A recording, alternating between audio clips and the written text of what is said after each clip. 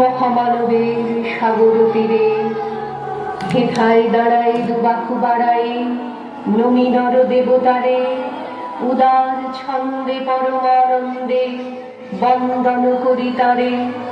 ধ্যান গম্ভীর এই যে ভূধর নদী জপমালা ধৃত প্রান্তর হেথায় নিত্য হ্যার পবিত্র ধরিত্রীরে এই ভারতের মহামানবের সাগর তীরে।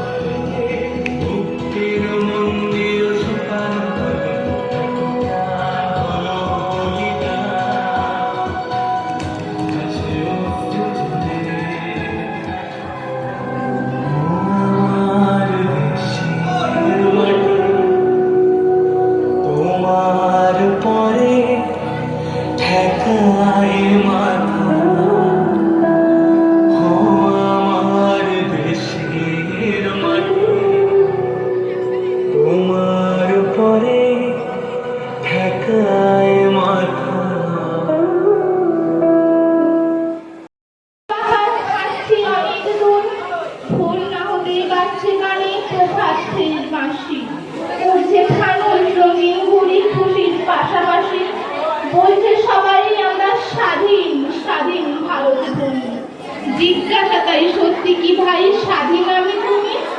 কদম কদম পা বাড়িয়ে আটকে কাঁটা দাঁড়িয়ে, পিছন ফিরে দাঁড়িয়ে দেখি বড় রাস্তার ধারে ডাস্টবিনটা হাতে যে রোজ খাওয়ার খোঁজে আনি। সে জানে কি সত্যি সঠিক স্বাধীনতার মানে? নমস্কার। Teachers and my dear friends, today as we celebrate 17th Independence Day, we should feel proud to be a part of an independent nation. We have freedom of speech and freedom to live life in our own way. India achieved independence on 15th August 1947. It is the day when India became free from British rule for almost 200 years and after a continuous struggle by our freedom fighters. On this day, our national flag was unfurled and hoisted on Red Fort, Delhi by our first Prime Minister Pandit Jawaharlal Nehru. Since then, we are celebrating Independence Day every year and every government school, colleges and government department.